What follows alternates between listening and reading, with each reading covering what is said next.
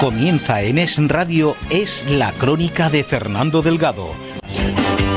Nosotros producimos bastante más luz que lo que consumimos.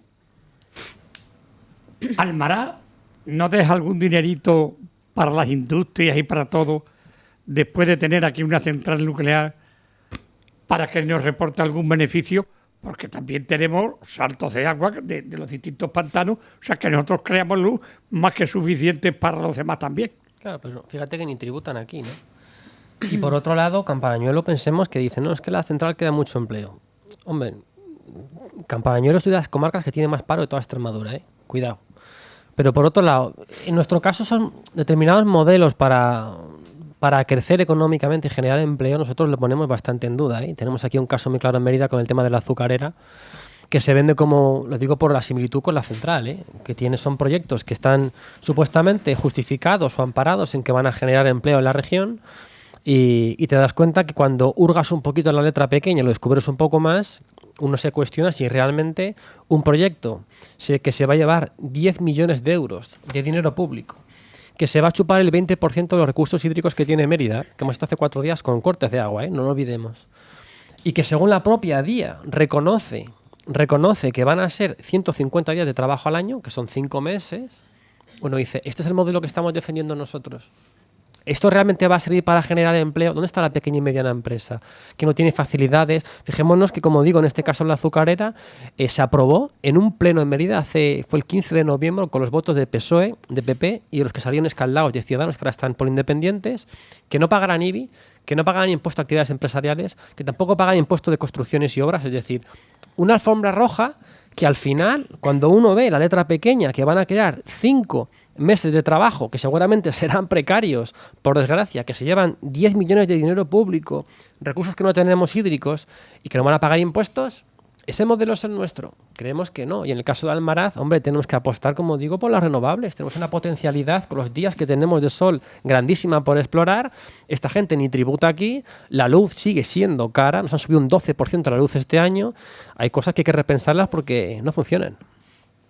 Álvaro, ¿qué me estás diciendo? ¿Que es mejor que no venga la azucarera? Lo que estoy diciendo es que con esos 10 millones de euros de dinero público se pueden hacer muchas más cosas por la pequeña y mediana empresa, que está aquí y se queda aquí y genera empleo aquí. Y todos los días, para crear un puesto de trabajo... ¿La azucarera no crea empleo? Lo dice la DIA, ¿eh? Sí, no, 5 meses de trabajo. Es que hay que sembrar también.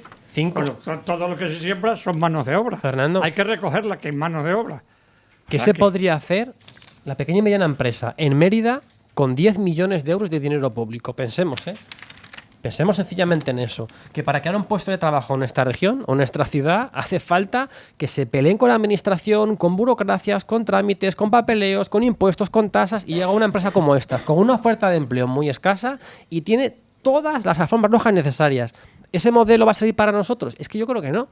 Creo que no. Y que el agravio comparativo con los que están aquí se van a quedar aquí es bastante grande. Pensemos en Fuentecapala, pensemos en Agua Blanca, gente que estuvo, cogió el dinero y se largó. Hombre, los que se quedan aquí son los nuestros y esto no los cuidamos tanto. De eso vamos a seguir hablando, claro, sí, bueno, creo que merece la pena. Dos cuestiones, Fernando. Merece la pena, pero esto lo digo por un paréntesis. Sí. Ayer comentaba con mi compañero Fran Murillo, mientras tomamos una copa, que van a tirar la isla que hay de Gol y demás de... Valdecañas. ¿Eh? Valdecañas. Una cosa que ya está hecha, que vale tantos miles de millones, ¿para qué? Para que sigan sembrando y vengan 3 pajaritos. Vamos, no me jodas. A ver. Que allí son muchos miles de puestos de trabajo. Es que eso fue ilegal. ¿Y tirarlo? Fernando, fue ilegal. Muy bien. O sea, el que lo hizo metió la pata. Entonces, claro, pero la culpa no tienen los pájaros. La tiene el que lo hizo. O sea, hay un argumento que suele utilizar mucho de que Extremadura está muy protegida en materia medioambiental.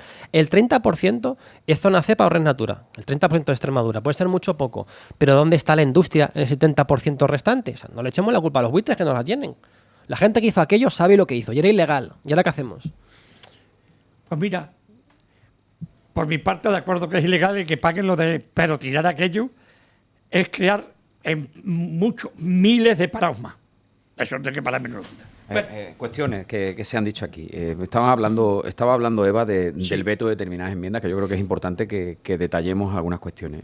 Lo ha dicho ella, es decir, enmiendas que modifican los ingresos, pues lógicamente no es que las vete la Junta de Extremadura, es que las enmiendas como si ya no es la Junta de Extremadura quien las veta, son ellos mismos quienes las vetan, porque una vez que se presenta el proyecto de ingreso, el proyecto de presupuesto, no vale hacer modificaciones y enmiendas que conlleven modificaciones en los ingresos.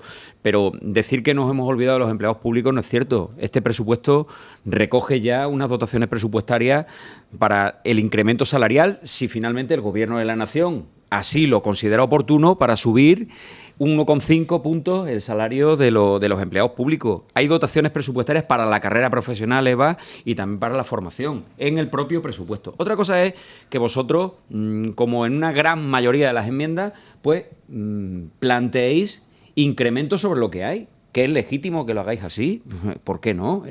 Pero bueno, hay que ser consecuentes de que los ingresos que tenemos son los que tenemos, que el gasto que tenemos hay que respetarlo en una amplia mayoría del presupuesto y que luego la flexibilidad que hay entre los ingresos finales y los gastos ya consolidados, pues es donde se puede tener determinado movimiento político y de decisiones políticas. Y con respecto a lo que hablábamos, yo creo que todos los proyectos empresariales que vengan a sentarse a Extremadura son positivos, todos con las salvaguardas oportunas, el control exhaustivo del dinero público que se da y sobre todo el control de todo lo que son los mecanismos administrativos y de autorizaciones oportunas para que una empresa se asiente. Yo creo que cualquier empresa que cree un solo puesto de trabajo, para nosotros tenía que ser positivo. Un solo puesto de trabajo.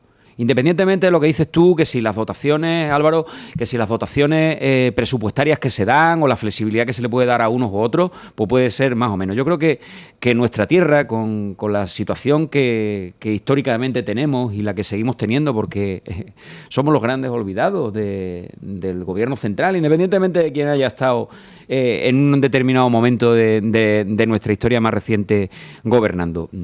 Y tenemos que seguir reivindicando todos juntos que Extremadura no quiere ser menos que los demás. Queremos ser lo mismo que los demás. Queremos solidaridad y queremos la oportuna sensatez para darnos aquello que históricamente se nos ha quitado y que merecemos. Y que merecemos como región de este país.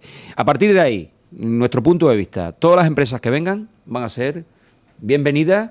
Y todo el empleo que se cree, aunque sea poco, como decías tú, que el balance de esa empresa con respecto a la creación de empleo, que no va a ser considerable. Pero Fernando apuntaba algo, hay cultivo. No solamente es el empleo directo que se puede crear en esa empresa concreta, sino el empleo indirecto que se puede crear y es riqueza. Con lo cual nosotros todo lo que venga va a ser positivo y lo vamos a mirar no es riqueza bien. Para la sanidad y para la educación. Sí, pero el impuesto a actividades empresariales no es riqueza también para salir todo lo que sea, todo lo que sea positivo y todo lo que sea con los pormenores que tenemos como región. Difícil de asentar empresas y eso es obvio, eso no es que lo diga el Grupo Socialista, claro, lo dice todo el mundo y lo dice cualquier extremeño. Hay una empresa de Mérida que paga sus impuestos, que llega uno que va a crear 5 meses de trabajo, que no va a pagar ni un impuesto es así, municipal. Álvaro, tampoco podemos ser tan en pleno negativos. el 15. No, el 15 de noviembre en Mérida se aprobó el ayuntamiento en pleno que esta gente no pagaba impuestos. Hay que tener flexibilidad en no es flexibilidad, es decirle que esta gente viene con una alfombra roja y explícale tú a un autónomo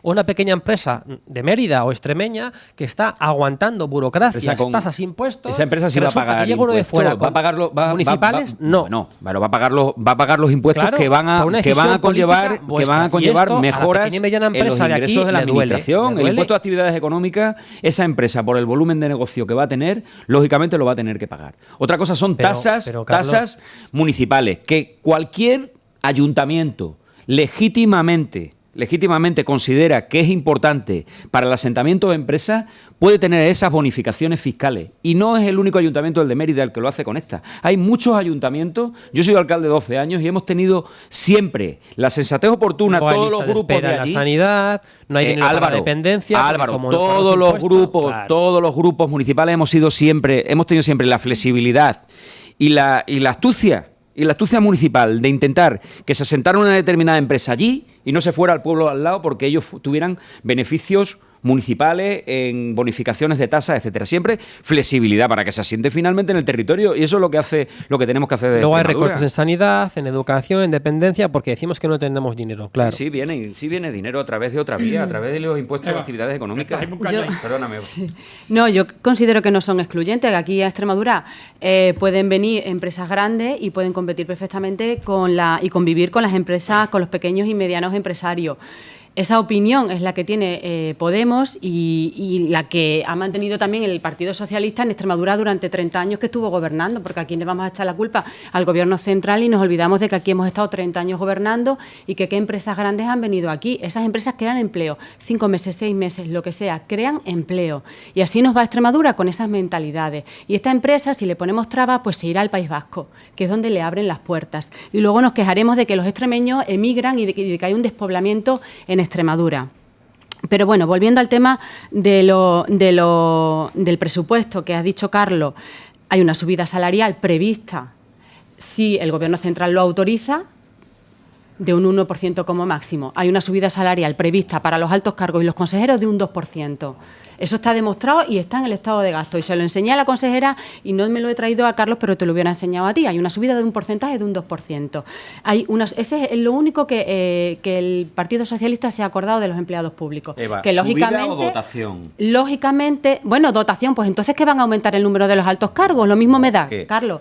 Pero ahí hay un incremento salarial del 2%. Y si tenéis previsto subir un 1,5% o un 1%, entonces dime dónde va ese 0,5% o ese 1% de más. Carlos, pero Eva y... brevemente, con respecto a la carrera profesional. Álvaro, es que tenemos que hacer una pausa. Vale. Y las pausas son imprescindibles.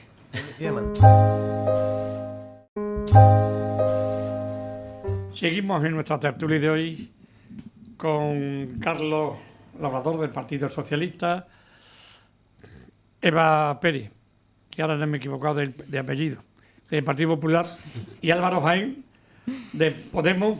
Es el líder indiscutible de Podemos aquí. Y lo vas a seguir siendo, ¿no? Indiscutible e indiscutido. A ti no hay quien te discuta, eso yo lo sé. Joder, otra cosa no puedo discutir nosotros, Porque, vaya. sí, Más que en el Parlamento, sí, sí.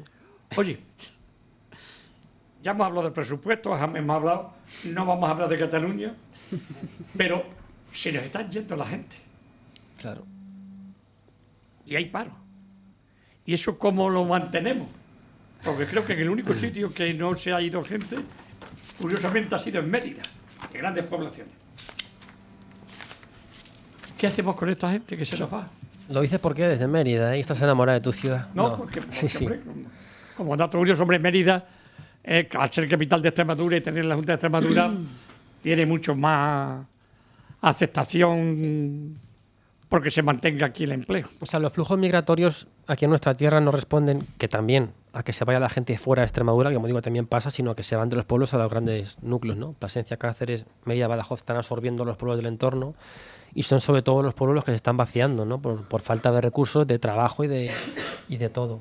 Pero es verdad que tenemos ese problema y si ves que se han firmado este año pasado 660.000 contratos y que si echas cuentas, para crear un puesto de trabajo ha habido que firmar 68 contratos, es decir, porque son contratos semanales que al final hace que la gente no pueda hacer un proyecto de vida con eso. Un contrato de una semana de 4 días, ¿qué vas a hacer? Pues intentar subsistir, pero no te permite tener una familia o un proyecto de vida. Al final, como digo, te tienes que marchar, ¿no? Entonces, en ese sentido, teniendo en cuenta que la preocupación fundamental en Extremadura es rebajar ese casi 25% que tenemos de paro, hay que hacer propuestas para solucionarlo, ¿no? Y ahora que estamos con los presupuestos, hemos planteado, por ejemplo, que la Administración, con sus planes de empleo, no haya descuelgue del convenio colectivo y que los empleos, como estaba diciendo, sean de calidad. O sea, un puesto de trabajo que te están cobrando o ganando menos del salario mínimo profesional, como te digo, no te vale para prácticamente nada, ¿no? Y luego esa otra mirada larga para cambiar nuestra estructura productiva, que es muy débil. Pensamos que es fundamental que los investigadores se nos queden aquí. Hemos implementado una partida de 1 millón de euros para investigadores del CICITEX, para que tengan también una estabilidad laboral, porque es su inteligencia y su capacidad la que se puede poner aquí a funcionar para que creen empleo de calidad, ¿no? Que se haga un acompañamiento a los autónomos y que se les pueda asesorar debidamente, porque ese modelo de ustedes se de alta y búsquese la vida no funciona. O sea, por cada uno que se da de alta hay 2 que están quebrando y al final tienen que darse de baja, ¿no? Y en último término, nos parece que es fundamental el tema de las infraestructuras. O sea, nos cuesta muchísimo sacar la mercancía de nuestra región, ¿no? Entonces, todo esto depende de, como digo, en buena medida de la voluntad de la Junta de Extremadura con estos presupuestos y en otro ámbito, fundamentalmente también en las infraestructuras, tanto en carreteras como en tren, de un presupuesto general del Estado que está prorrogado y que en ese presupuesto último, recordemos que lo que eran inversiones para infraestructuras en Extremadura, nada de nada. O sea, hablando de corredor del Mediterráneo, no sé qué, pero aquí no se destinó ni un céntimo, ¿no? Entonces, como digo, al final es muchas veces voluntad política para cambiar las cosas, ¿no? Y ahora es un momento importante con el presupuesto autonómico y con lo que pueda pasar a nivel estatal y veremos si tenemos una capacidad para crecer y no para seguir encogiéndonos. Sí, a ver, la gente no se va de Extremadura a otras comunidades autónomas porque aquí se viva peor. Extremadura es una comunidad autónoma preciosa, tranquila y donde se vive muy bien. El problema que tiene es que la gente no encuentra empleo y sin embargo se van a otras comunidades autónomas de España donde sí hay empleo. ¿Qué pasa? Que es que somos la comunidad autónoma donde más ha subido el paro. Somos la comunidad autónoma donde más han caído las empresas. Se han creado 128 empresas menos que en el mismo periodo del año 2016. Son las peores cifras desde el año 2009. Se ha recortado un 4,4% de presupuesto en ayudas a empresas en estos presupuestos. La creación de sociedades mercantiles netas, esto es, las que se crean por las que se destruyen, ha bajado casi un 60%. ¿Esto qué quiere decir? Que no hay empleo, que la gente se tiene que ir. Y los presupuestos que nos presenta la Junta de Extremadura con recortes en ayuda a las empresas y en políticas para la creación de empresas, pues no ayudan absolutamente nada a que las personas encuentre empleo y se pueda quedar en nuestra comunidad autónoma. Pero es que el futuro que nos augura pues los indicadores económicos es que Extremadura en 2018 y en 2019 tampoco va a crecer y va a aumentar el paro, vamos a estar a la cola del paro. Entonces, esto es lo que está provocando que la gente se tenga que ir de nuestra comunidad autónoma. Y los presupuestos que nos presenta la Junta de Extremadura, como digo, no están ayudando a que nosotros en un futuro veamos que Extremadura va a mejorar y que se va a crear empleo. En desacuerdo completamente con Eva. Ya no somos los últimos en el paro, hay que actualizar un poquito los datos. Los últimos en el paro éramos cuando gobernaba Monago. La tasa de paro cae en Extremadura al 25,6%. Esto es un titular de la prensa regional. La segunda comunidad autónoma donde más ha crecido el paro. El mejor dato de los últimos 5 años. La segunda comunidad autónoma donde más ha crecido el paro en toda España. La tasa de desempleo cae al 25,6%. Y lo hemos hecho solo. Porque, por ejemplo, a Canarias, el señor Rajoy y el Partido Popular, que gobierna en Madrid, le dio un plan integral de empleo para reducir y combatir la tasa de desempleo. A nosotros nos lo ha negado. Nos lo ha negado porque para nosotros Extremadura al Partido Popular en Madrid no le interesa para nada. Y hemos bajado 4 puntos la tasa de desempleo solo. Nosotros por eso decimos que confiamos mucho en este presupuesto. Confiamos en este presupuesto porque tiene la mayor dotación presupuestaria de la historia de los presupuestos de la Junta de Extremadura para la creación de empleo. 300 millones de euros para la creación de empleo. Y 2 de cada 10 euros se destinan a crecimiento económico, a políticas para el crecimiento económico. Porque lo que necesitamos, aparte de lo que decía Álvaro, que es fundamental, las infraestructuras, mejorar nuestras infraestructuras, que el Gobierno central verdaderamente se comprometa con Extremadura y lleve a cabo esas infraestructuras tan necesarias para ser competitivos y para esa cohesión territorial que nosotros vamos buscando. Y si no somos competitivos, la gente se nos va a seguir marchando. Y en otras comunidades autónomas porque se crea empleo. Se marchan porque no encuentran una oportunidad. Y lo que nosotros confiamos en estos presupuestos, y de ahí que estemos tan confiados y de ahí que estemos tan satisfechos con lo que se nos ha presentado, que al final de año pues veremos y analizaremos. Porque esto va a hablar de suposiciones. Va a bajar el paro. Eso es lo que dice Monago. Eso es lo que querría el Partido Popular de Extremadura. Que el paro crezca. Que no sigamos convergiendo. Que seamos una región poco competitiva.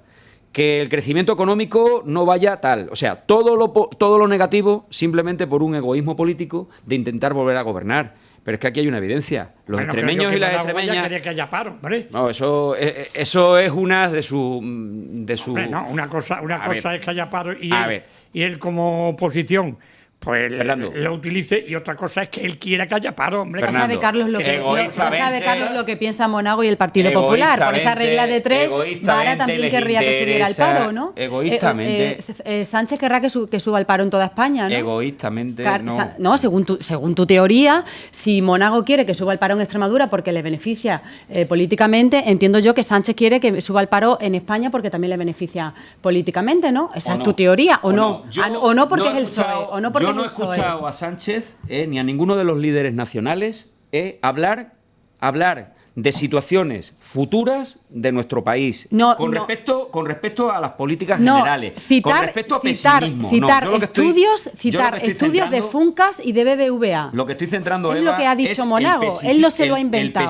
Son previsiones que hacen estudios. El pesimismo No, que le pesimismo no, quiere trasladar a las realismo. extremeñas y a los extremeños de que todo Carlos. va a ir mal. Realismo, Y nosotros, Carlos, de que frente al todo está pesimismo, yendo mal. Frente al pesimismo y a que todo está yendo mal, vamos al optimismo, a la confianza en estos Y presupuestos. al engaño, y al a que engaño, todo va a ir Carlos, bien. y al engaño. 4 puntos. Cambiando, 4 puntos Carlos. del desempleo haciéndolo solo. Carlos, cambiando de tercio. Nosotros en Extremadura, tanto Álvaro, Eva como Carlos, hombre, lo que tú decías antes, somos una región que da gusto vivir en ella. Bueno, Entonces no tenemos ciertas preocupaciones como nos ha ocurrido ahora con el ventisco y con las tormentas y con la nieve. Y yo me he dado cuenta de una cosa, que somos un país que en cuanto haya una emergencia que sea un poquito más de lo normal, no tenemos la infraestructura adecuada para solucionar el problema, ¿eh? las infraestructuras, claro que las hay. O sea, bueno, por un lado un matiz, es decir, no creo que sea tampoco positivo que confundamos el amor por nuestra tierra con decir que aquí se vive muy bien, ¿eh? O sea, tenemos una tasa de paro y desigualdad muy grande y lo que es no llegar a fin de mes, no tener trabajo, no poder llenar la nevera o tener que retrasar el pago del alquiler, eso no es vivir bien, eso es estar bastante jodido, hablando mal, pero bueno. Vamos, que respiremos bien, por lo menos sí, ¿eh? Bueno, que sí, que si todos No, estamos que enamorados de nuestro pueblo, pero que no confundamos, ¿qué quiere decir? Pero bueno, lo importante, ¿no? Pensemos, hay una imagen que es muy gráfica, ¿no? Suelen decir los poetas que vale más una imagen que 1000 palabras, ¿no? Que lo digan siempre al revés. El mismo día que estaban no sé cuántas miles de personas atascadas, sepultadas bajo la nieve sin ningún tipo de atención, el ministro de Interior estaba feliz, y lo dijo así, viendo el derbi sevillano, el Betis-Sevilla. Esa es la viva imagen. A mí me hubiera encantado también estar en ese partido, ¿eh? Sí, siendo ministro de Interior seguro que no. Estarías muy preocupado mandando recursos, distribuyendo equipos, solucionando un problema que tienes a muchísima gente en una situación tremenda, familias enteras, ancianos mayores, en el coche, seguramente sin combustible, aguantando ahí una fría pelona, ¿no? Entonces, esa imagen de ver al responsable Debe ser diciendo angustioso, ¿eh? que no tiene nada que ver con eso, que a fin de cuentas pide disculpas, pero que no es responsable y que estaba viendo un partido de fútbol, es la viva imagen de la impunidad de las élites en este país, de un partido popular que no sabe gestionar lo público porque no siente lo público, no siente lo que está sufriendo la gente en su casa, o en este caso una carretera cuando está abandonado. Que estemos en España en 2017 con tantísima gente atascada y que no hubiera un protocolo para sacar a la gente de allí y que diga el ministro que es que estaba viendo el fútbol, en otro país de Europa esa persona estaba hoy dimitida. Aquí está feliz y lozano en su casa porque sabe que tiene un presidente del gobierno que lo defiende, ¿no? Como digo, la viva imagen de la impunidad. A ver, creo que no era el ministro el que estaba viendo el partido de fútbol, sino creo que era el director de Dirección General de Tráfico. Era el ministro, Eva.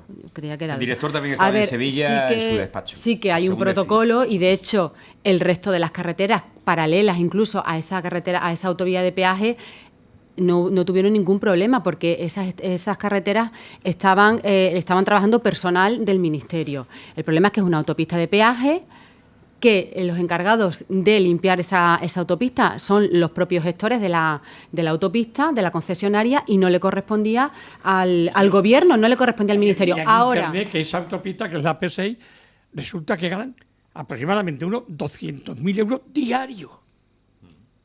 y habrá que exigirle responsabilidades a los gestores de esa autopista, a los concesionarios de esa autopista, de por qué no han trabajado lo suficiente cuando había una carretera paralela a esa autopista que se encargaba de limpiarla y de adecentarla el ministerio trabajadores del Ministerio y no hubo ningún problema de retenciones allí. De todas formas, tanto el ministro, los dos ministros como el director de la DGT van a comparecer y van a dar explicaciones y habrá que pedirle responsabilidades a la empresa concesionaria que era la encargada de limpiar esa autovía. Ahora que de ahí extrapolemos lo sucedido a que aquí el Partido Popular no se pone en la situación del resto de las personas, me parece que es muy demagógico, porque el Partido Popular, si otra cosa ha hecho, es ponerse en la situación de las personas. Y si hoy España está donde está, es porque ha habido un Partido Popular que ha gestionado una crisis como no lo hizo Zapatero y como, vamos, no tengo ninguna duda que lo haría Pablo Iglesias.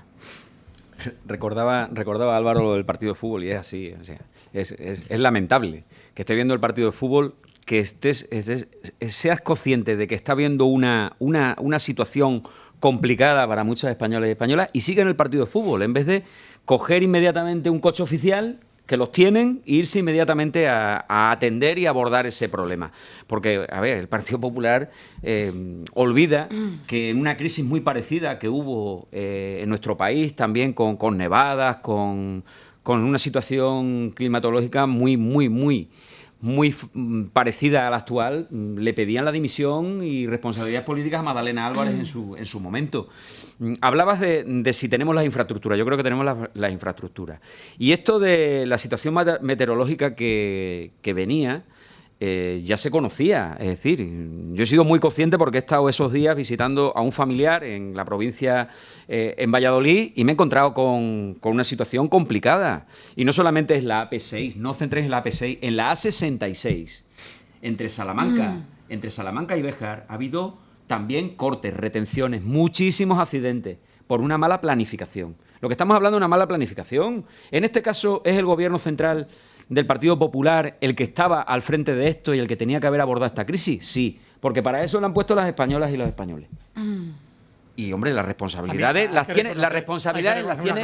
Las responsabilidades... Los españoles no nos hacemos nunca ni puñetero caso de lo que nos Fernando, dicen. las responsabilidades las tiene el que gobierna. Salimos, Las responsabilidades las tiene el que gobierna. Y que me parece muy bien que den la cara y que den las explicaciones. Y que expliquen todo lo que se ha hecho. Pero lo lamentable, como decía Álvaro al principio, que nos quedemos viendo el partido de fútbol, disfrutando del partido de fútbol, en Sevilla, en el despacho, disfrutando qué bonita es Sevilla, que hacía el director general de no sé si es del Ministerio, de la DGT, y sin abordar una crisis complicada para muchos españoles y españolas que lo sufrieron en esos momentos.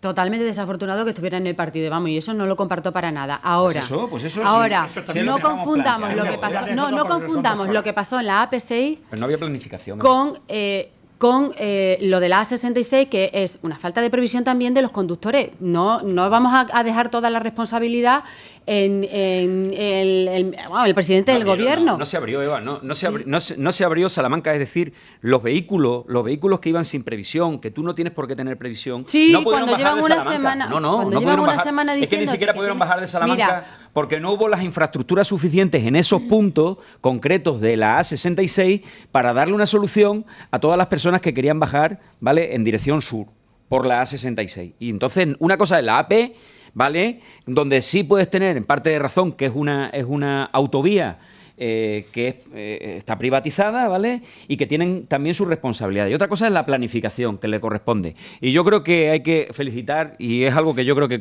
tenemos que coincidir todos, la actuación que hubo en ese caso de la UME, que fue maravillosa, la ayuda y la colaboración que tuvieron con alimentos, con mantas, a muchas personas que se quedaron tirados sin combustible y pasándolo muy mal. Eso estaban haciendo simplemente su obligación. Sí, claro, pero sí. Cumpliendo con su obligación, hay que felicitarlo.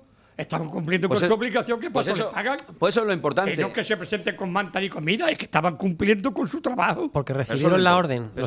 Porque recibieron la orden. Cuando no se mueven recursos, los recursos no se mueven, evidentemente. Es una estructura jerárquica que dijeron, hay que hacer esto y se hace. Cuando no se da la orden, no se hacen las cosas. Claro. Evidentemente, no fue culpa de la gente, por favor. En cualquier caso, yo no he dicho que sea culpa de la gente, no ponga. Es la segunda vez que pones palabras en mi boca que yo no he dicho. Y acabas de decir que es culpa de los conductores atascados entre Salamanca y... No. Ha habido conductores y he dicho que distingamos lo que pasó en la AP6 con la A66. Lo ha dicho muy claro. No, que no ha habido, que hay conductores que no tienen una previsión. Y la es verdad, gente, porque pues he leído yo esta mañana una carta de un guardia civil que estaba diciendo que había conductores que no tenían una previsión de llevar cadena, y los más, las llevan y no las tenían puesto. ¿Que ese es el motivo? No. pero que sí que es parte fundamental y que sí que contribuyó a esos atascos de la A66, sí. Pensemos por un momento la cantidad de millones de euros que se han dedicado a construir estas autopistas y de peaje y demás, y cuantísimo dinero se van a llevar de rescate porque eran un fracaso. Es por el modelo que al PP le encantaba, y aquí las tenemos, ¿eh? El servicio que han prestado, cómo funcionan, se van a rescatar. Hicimos una propuesta en diciembre para que al final no se renovaran esas concesiones, y seguramente la tumbarán porque este modelo es el que a ellos en el fondo les gusta. Oye, Álvaro, nos queda para terminar. ¿Vais a aprobar por fin los presupuestos o no? Y te lo digo a ti porque eres el que con el PSOE puede hacer, como ahora se suele decir, la pinza, ¿no? Lo dije al inicio, estamos en un momento importante, y analizar 1000 enmiendas, está ahora mismo grupo parlamentario en la oficina, que me he venido para acá, estaban echando... Da tiempo. Una por una. Da tiempo porque le pones todo el empeño, dejas de hacer otras cosas para poner todos los esfuerzos para ver cómo se puede conseguir que haya un euro más para un plan de empleo, para un autónomo, para un centro de salud. Eso hay que hacerlo. Es un momento quizá el más importante al cabo del año, ¿no? En una legislatura son fundamentalmente las leyes de presupuestos y alguna ley más que se haga gorda. Lo otro muchas veces son propuestas de impulso, de pronunciamiento que se diluyen, ¿no? Entonces, una vez estudiemos todas y cada una, que como digo es un trabajo arduo, tomaremos la decisión, en nuestro caso, de qué hacemos. Se nos han vetado enmiendas, estamos viendo la de los demás y al final tomaremos nuestra decisión e insisto, la Junta de Extremadura... Estoy echando aquí número. La Junta de Extremadura es la que tiene que decir... Con que estén solamente 2 minutos con cada uno, que no es mucho. Sí, va a ser muy largo. 2 minutos son 20 horas. La Junta es la que va a tener... ¿De dónde vas a sacar las 20 horas? Bueno, quita la suya, que esas ya las conocen. Decía que la Junta va a tener que, como digo, que decidir qué hace finalmente con el presupuesto, ¿eh? O sea, nosotros hemos sido muy directos, muy honestos, hemos dicho todo lo que queríamos hacer, lo que estaba pasando con la negociación, en qué punto nos encontramos. Veremos si al final sale el presupuesto o no hacia adelante. El próximo miércoles ya lo sabremos, ¿no? El martes. O el martes por la noche, efectivamente. El martes, miércoles lo tendremos aquí en el vale. programa. Ya sabremos lo que ha pasado. Seguro. Álvaro, muchas gracias por venir, se agradece. Un placer, gracias por la invitación. Eva Pérez, muy buena. Los niños, bien. Bien, también, constipaíno. Lo sabes, ¿no, Álvaro? Que es madre de unos mellis. Y Carlitos, ya sabes que tenemos ahí tu gorra, no se llama gorra. La gorra de Montehermoso. La gorra de Montehermoso. Ya es el momento de empezar a hablar de San Blas para que la gente vaya a ver los negritos este año, el 3 de febrero. Y de aquello por San Blas la cigüeña, verás, cuanto antes mejor, porque con estos tiempos las epidemias de gripe se están llevando más de uno por delante. Muchísimas gracias, Álvaro, Eva y Carlos. Gracias. Desearles a todos Muchas gracias. una feliz jornada y hasta siempre.